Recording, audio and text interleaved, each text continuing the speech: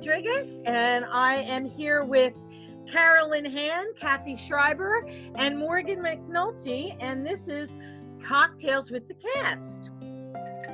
And we are here to talk about Agnes of God, which was a production that we did at the Road Company, literally smack dab in the middle of this pandemic that we are now experiencing. And we want to just spend the time with you, kind of just talking about, what the experience was like, what you might have learned, what you enjoyed about it, maybe something that you didn't enjoy so much, but just to give the people that are listening a general sense of what it's like when you're doing theater. But in our case, of course, it was a straight play, so there was no music involved. And nobody could just break out into song and dance. So it was a very serious subject and a very serious subject matter. And just give the audience a sense of what that's like. I'll give a quick overview of the show itself. This is a play that was written by the dramatist John Pilemeyer. And he wrote this, he wrote the story based on a news report that he had read about in a Canadian newspaper. And the general story is about a young novice nun who has been with this convent for just say several years. And she experiences the birth of a child, and then the child is found dead. So the authorities have to come in and they have to do an investigation to find out whether or not she is competent to stand trial, or to just discover what were the circumstances that led up to this, and how to treat her, subsequently. So, right away, right off the bat, people are like, oh, great, nuns, a child's death, and of course a psychiatrist who is assigned to the case to investigate Agnes. And Agnes is the main character, the young nun. So Carolyn Han was our psychiatrist, Dr. Livingston, and Kathy Schreiber was the Mother Superior, called Mother Miriam, or just Mother, and of course Morgan was Agnes. So let me start from the very beginning in terms of why did you guys, or why were all of you interested in getting involved in this from the very beginning? Like, what is it that kind of piqued your interest in it? I'll go, since I have the first line in the play. For me, people who know me know musical theater is my thing. I tend to do a lot of comedic relief kind of characters, and this was a completely different type of character. It was everything I'm not, and it also had a ton of more soliloquies, I think, than monologues, in the sense that it was like my my thoughts and reflections and stuff. But it's to me the challenge. It was just such a challenging type of role, and so different, that I was like, how often do opportunities like this come, available? And particularly, as you get older, the ingenue parts are gone. And so now we have to kind of look at ourselves in a different light. But for me, I was just excited about the challenge of doing something so different that, maybe people would go, wow, she is not just a one-trick pony, and doesn't just have to be a, drunk or high, crazy, lunatic, middle-aged, angry woman. Tackling that kind of material with integrity, I think, is always a challenge, and something for every actor that you sort of like, why do actors want to do Shakespeare? Because it's there and it's challenging, and how can you not when you get a chance? So that's great. That's great. Kathy, what's your take on it? Well, for me, when you reach a certain age, unfortunately, the roles become fewer and further between. And I am known for doing more comedic roles. And my claim to fame in theater is dialects. There isn't a dialect that I can't do. And when this came up as a dramatic role, and what excited me, I think, the most is it's such a small ensemble cast. And there is something so different performing and acting in a play when you have just 2, 3, 4 people in your stage family than a large entourage. It just makes for such a great experience, and still a harder experience because you only have, in this case, 2 other people to rely on in this family. It's just the 3 of you to play off of each other. It's very challenging because you have to change the depth of your character so many times, because you cannot just be the same person if you're coming in and out, because you just have a very small role. Your character can be more 1 or 2 dimensional. Not possible with this show. I met Liz when we were working on Frost Nixon, and one day during set construction, she mentioned that she was going to be directing Agnes of God the next season. And I watched the movie, I read the script a little bit, and I was like, this is something that I'm definitely interested in because of the challenge, like they mentioned. I do a lot of musicals at my high school. I've done like summer theater, but I don't really do a lot of like straight plays. So I was definitely up for this challenge. And after I watched the movie, like, you know, me and my mom talked about it, and she was like, I think you'd be good for it. I was a little nervous because I'm 17. So I was like, am I too young? Like, is this going to be too much for me to handle? But like Liz sat me down. She's like, is this okay? Like, are your parents okay? And I was like, yeah, I'm good. I was like, I can handle it. I can handle it. And the whole process, like, while extremely challenging, due to the subject matter, and like, just, there were so many things that I could never experience, like, not I could never, but like, there's so many things that I haven't done yet, being like a young actress, that I was like exposed to during the show, that made it so rewarding at the same time as being challenging. I learned a lot, and I definitely think I've grown a lot from doing this show as well.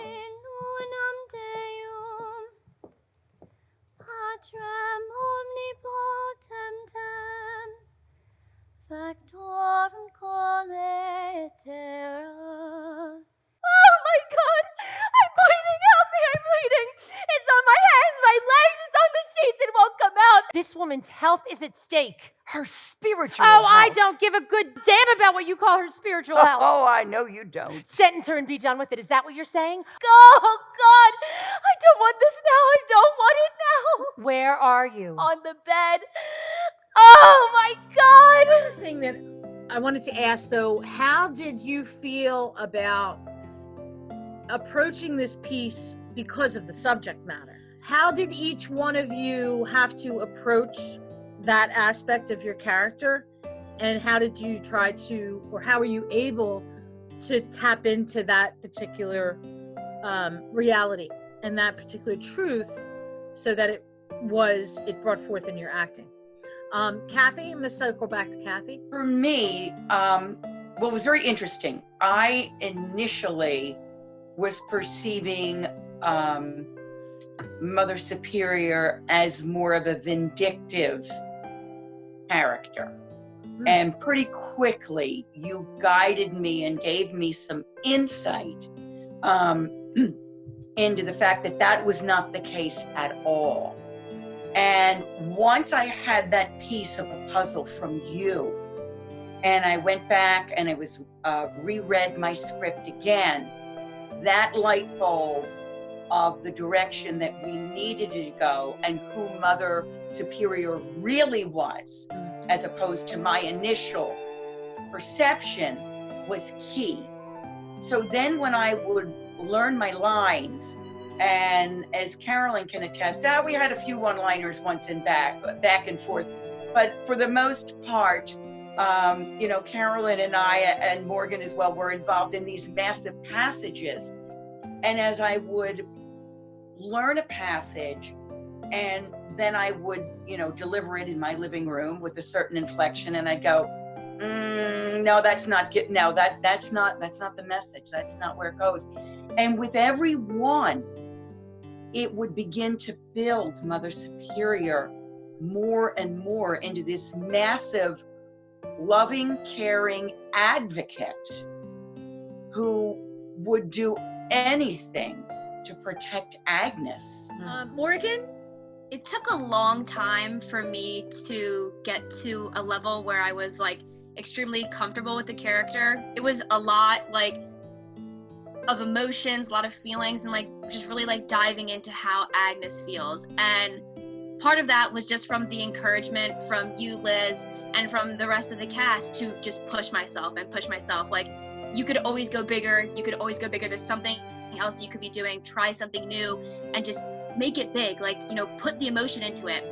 And it was just a lot of like doing that gradually over time to get to a point where I was like crying on stage, you know, giving birth to like, you know, a baby, you know, and it was a lot to like internalize and think about. And when I'm like reading through my lines and everything, there's just a lot of like emotions obviously running through because she has so much trauma and there's so much struggle there. But it was just it was a matter of pushing myself and the encouragement from you guys to like, you can do this, because it was very, very challenging. But ultimately, I think it worked out really good. Yeah. Most definitely. That's great. Carolyn? I think in terms of the subject matter, I mean, one of the things that I guess was a benefit of Dr. Livingston was every time she gave a monologue or a soliloquy, you kind of got more of her background and you kind of knew where she was coming from. Right. But in dealing with these subject matters that are very dark, I think it is so important to tackle them. I mean, especially with mental illness. And mental illness is something that is so stigmatized in society that we don't look at what causes someone to kind of go in that direction.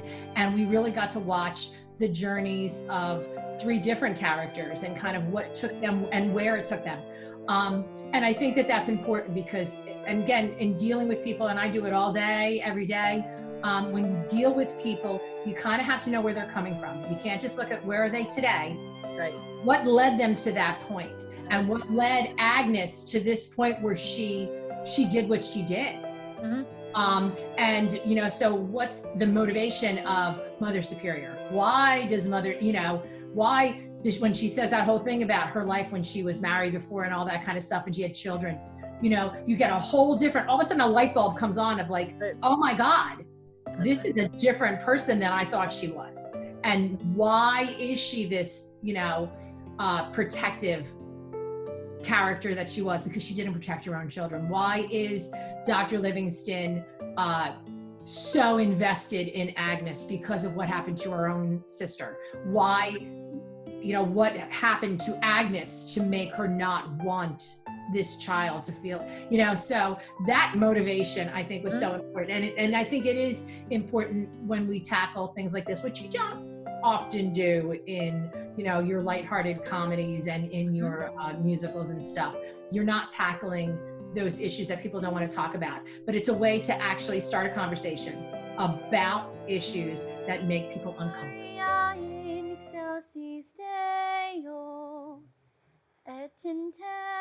There.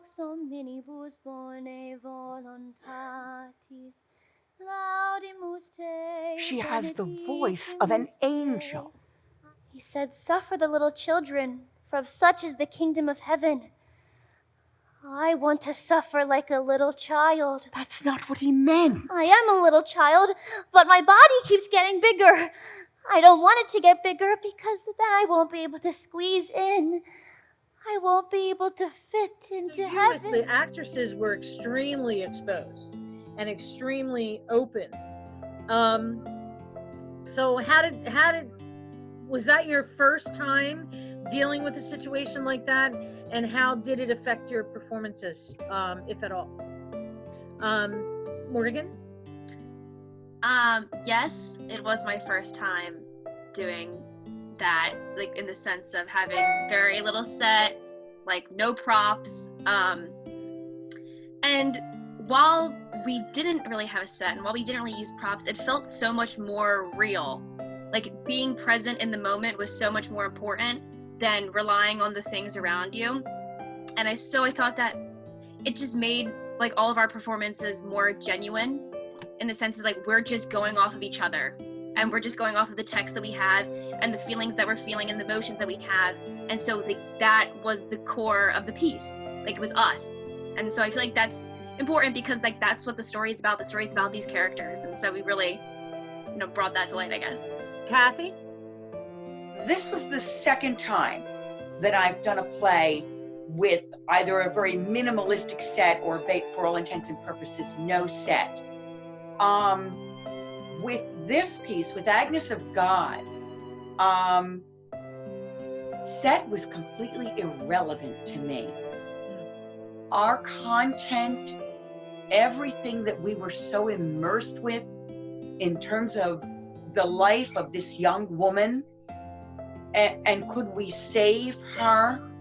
It didn't matter if we had set or not. And I almost feel that I liked it better.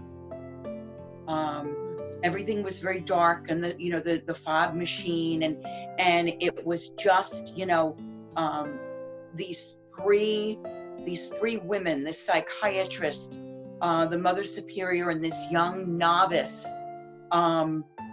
all their lives so completely intertwined. You didn't need a fancy pants set to do it.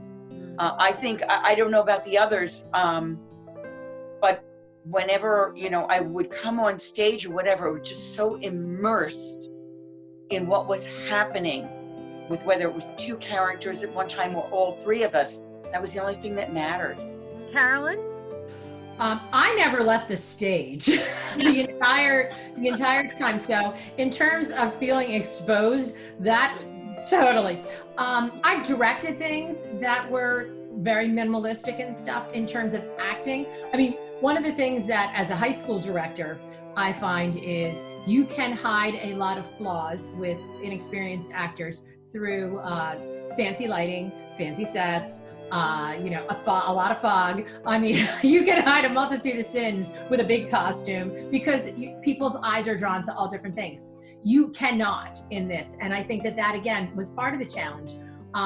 And the one thing, and I think I told you this in the beginning, Liz, was I had never done any real monologues. I mean, a lot of my stuff that I've always done has been part of a dialogue with people, in conversational things and stuff, and playing off of other people. And in this, I had 6 monologues, plus other big, long passages with other people.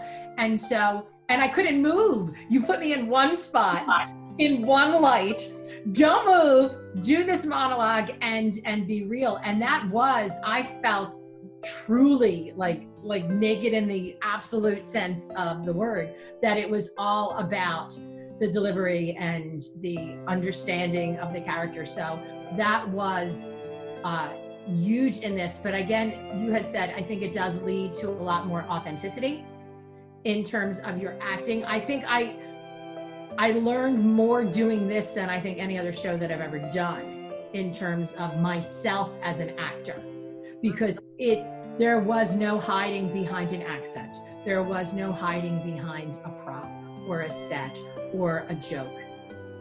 It was all these 3 women all the time acting and being these characters. And that was tough, but interesting. And challenging, and I think that again, as an actor, you always look for opportunities to hone your skills and to add something new to your box of these are not tricks necessarily, but more shows that reflect middle-aged people, female and male. Yes, please. Yes, please. Yes, please. Who are you calling middle-aged? Hey, it's fun to know one, so you know what I mean. I think if you talk to any of the professional actors that are out there, like that's exactly what they say. Part of what informs your life as an actor is your having lived a life. so that you have this menu of experiences that you can bring to the table and help you inform who these people are.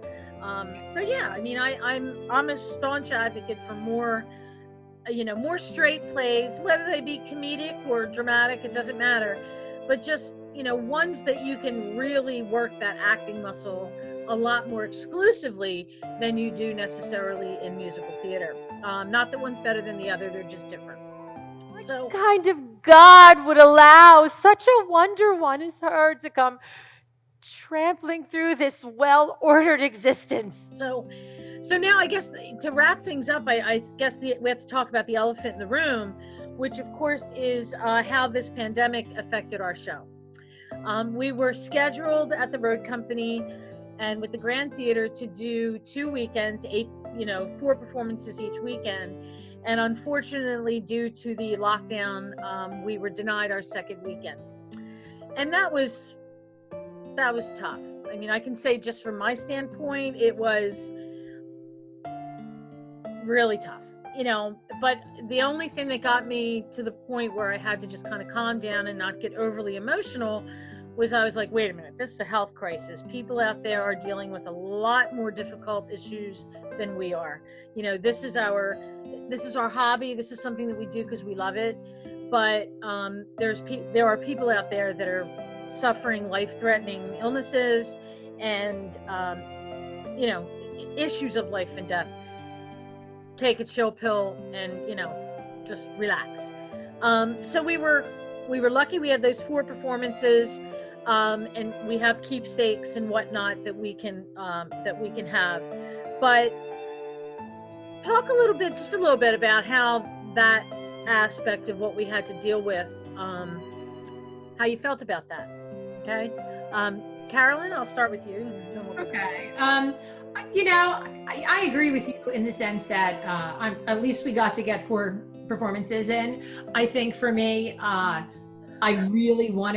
obviously, like all of us, I really wanted to do the second weekend. There were a lot of people who wanted to come see it and didn't come see it because they were afraid with the, even the first weekend. I mean, it was really kind of like nobody knew what was going on. So it was kind of scary, and that was rough.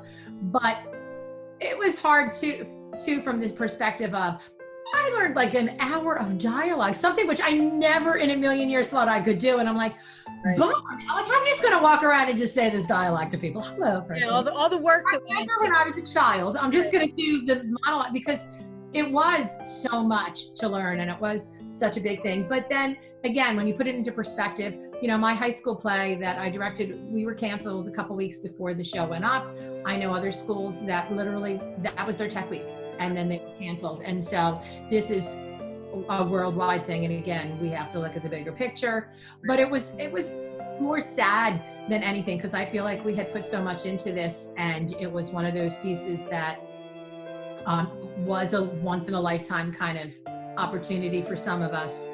When's Morgan ever going to play a nun who, was out of her mind to, kill her own baby? Like, how often is that going to happen? And so it was kind of sad to let it go. Kathy? We all know that Crazy Kathy was, as we were getting close to opening and, the issues were going on with the pandemic, and the one, with big nursing background was just kept saying, are we really going to be able to run? Are we going to be able to do any performances? And I know everybody kind of looked at me like kind of cross-eyed, like, what is she talking about? So while I was absolutely thrilled that we were able to do the first week, the 4 performances, I would say to you every night when you got there, well, I kept checking my text messages all the way until it was time to leave because I kept expecting to hear we weren't going to go. Right. So it was a double-edged sword. We all worked so hard, and frankly, the 4 of us created an incredible thing that unfortunately more folks than not are never going to see because now it's in the rearview mirror. Right. And I think we can be very, very proud of what we created. And alas, not nearly as many people as we would hope saw it. So it was kind of double-edged sword and bittersweet. Right. When I got the message that we were done, medically, I was relieved. Right. Because I knew it was the right thing to do. Right. From a politically correct standpoint and safety and everything else. So Morgan, how did you feel about the issue of having to stop the run in the middle because of the pandemic? It was obviously very sad. I was upset. You know, like obviously we would be naturally. But like you guys said, like putting it into the grand scheme of things, like there's many bigger, more important issues going on.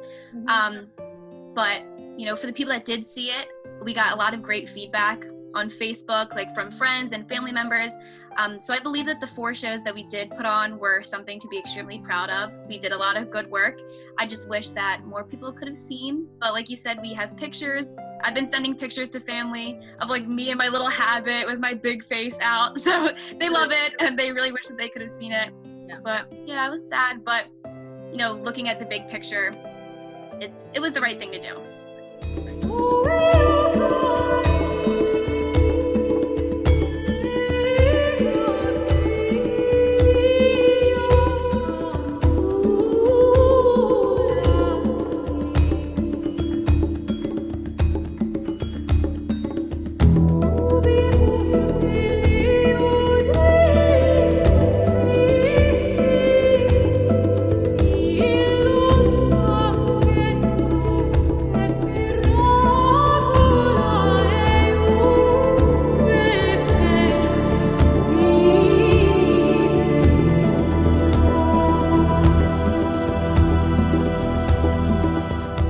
Any last thoughts or anything about, you know, just the experience and, you know, working at the Road Company, working with the Grand Theater, and just your overall thoughts in general?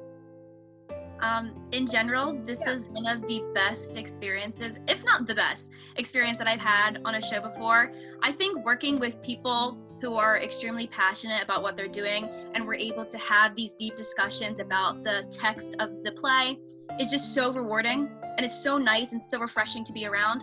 So I was so grateful to be working with you guys. I was so grateful for this opportunity. I had so much fun despite, you know, being in such a serious play. It was a lot of fun. Very challenging, and I definitely learned a lot from this. So thank you guys. The Road Company has such an amazing internal network of volunteers. And when you are an actor, and especially when you're in the beginning of the rehearsal process, it's like the 4 of us, and we're the only 4 people in the building, and you know, you build and so on and so forth. And then you add your stage manager, and then of course we move to all the normal things. And it's so nice as an actor, who's of course volunteering, we're all volunteering, to really get your paycheck? There you go. You know, I never got my paycheck, what can I tell you? Is that it must be with my stimulus check, but I digress. But that you realize as you get closer to the show opening, how many people are behind you. And they're working just as hard behind the scenes for you as you are. And that is really neat. There are not a lot of community theaters that have that large and that dedicated of an internal network of volunteers, and that's really cool. That is really cool. Yeah. And this was also my first time back to the Grand Theater since the rebuild. Right. And it was like, wow, look, Mom, no hands. This is incredible. So it was quite something. It was a wonderful experience. Great. Carolyn?